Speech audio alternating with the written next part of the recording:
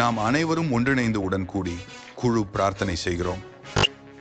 குழு பிரார்த்தனையில் நாம் அனைவரும் எடுத்துக்கொள்ள வேண்டிய இரண்டாவது முக்கிய பாடம் மனநலத்தை உறுதி செய்வதே. மற்றவர்களின் பிரார்த்தனைகளை கேட்கும்போது அவர்களின் சுமைகள், பலவீனங்கள் அனைத்தையும் நன்கு உணர்ந்து ஆதரிக்க வேண்டும். அனைத்து சுமைகளையும் மனப்பூர்வமாக உறுதி செய்து நான் ஏற்றுக்கொள்கிறேன். சில வார்த்தைகள் பாடி சிஎஸ்சிஎஸ்சிஎஸ் உனக்கு புரிகிறதா? குழு பிரார்த்தனையின் இந்த மிகவும் அர்த்தமிக்க சந்தர்ப்பத்தில் அனைவரும் கர்த்தருடன் பூரணமாக ஒன்றுபட்டிருக்கவே யோசித்து வேண்டப்பட்டதாக கூறப்பட்டது. அவைகளை ஏற்றுக்கொள்ளாத போது மனத்தில் நழுவும் அவற்றின் தூரும் சுமையை நான் ஏற்றிக்கொண்டு ஆழமான உணர்வோடு அவற்றை தெளிவாக உணர்கிறேன்.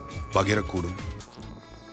நீங்கள் எங்கு இருந்தீர்கள் போன்ற உண்மையிலும் மிகவும் அசிகரியமாக ஒன்று கூடாமையால் நாயக்கரின் பெயரில் இரட்சிக்கப்பட மாட்டார்களோ?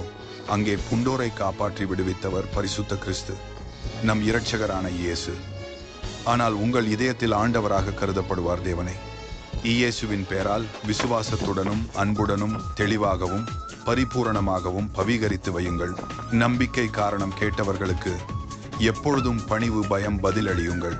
அவர் எப்போதும் பயப்படுகிறவர்களின் வேண்டுகோள்களை தயங்காமல் முழுமையாக நிறைவேற்றுவார்.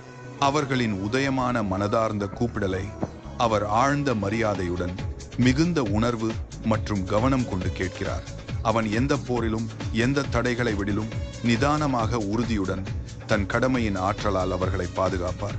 எப்பொழுதும் ஆண்டவரின் வலது கை மிகவும் வலிமையுடனும் மிகுந்த பெருமையுடனும் அசையாமல் திறம்பட செயல்படுகிறது.